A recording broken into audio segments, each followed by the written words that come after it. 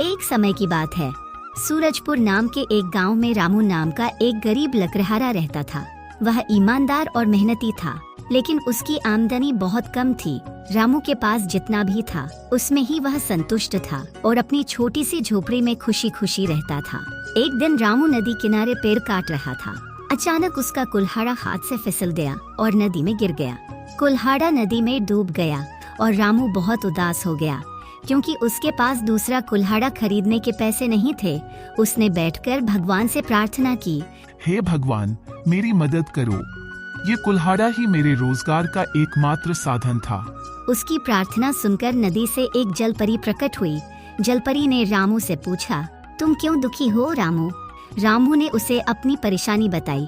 जलपरी ने उसे दिलासा दिया और कहा, चिंता मत करो, मैं तुम्हारा कुल्हाड़ा ढूंढ कर लाती हूँ। जलपरी पानी में गोता लगाकर नदी के अंदर गई और सोने का एक चमकदार कुल्हाड़ा लेकर आई। उसने रामू से पूछा, क्या यह तुम्हारा कुल्हाड़ा है? रामू ने सोने का कुल्हाड़ा देखकर कहा, नहीं, यह मेरा नहीं है। जलपरी ने फिर से गोता लगाया और इस बार चांदी का कुल्हाड़ा लेकर आई।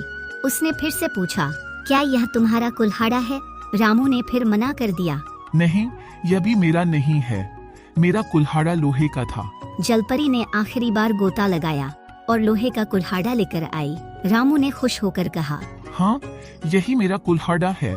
रामू की ईमानदारी से प्रभावित होकर जलपरी ने उसे तीनों कुल्हाड़े देने का निर्णय लिया।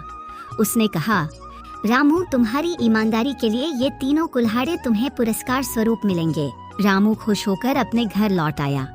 अब उसके पास सोने और चांदी के कुल्हाड़े भी थे। गांव के लोग उसकी समृद्धि देखकर हैरान थे। रामू ने उन्हें सारा किस्सा सुनाया। उसी गांव में शामू नाम का एक लालची आदमी रहता था। उसने सोचा कि अगर रामू को 3 कुल्हाड़े मिले तो उसे भी मिल सकते हैं। अगले दिन वह नदी किनारे गया और जानबूझकर अपना कुल्हाड़ा नदी में गिरा दिया। फिर रामू की तरह प्रार्थना करने लगा।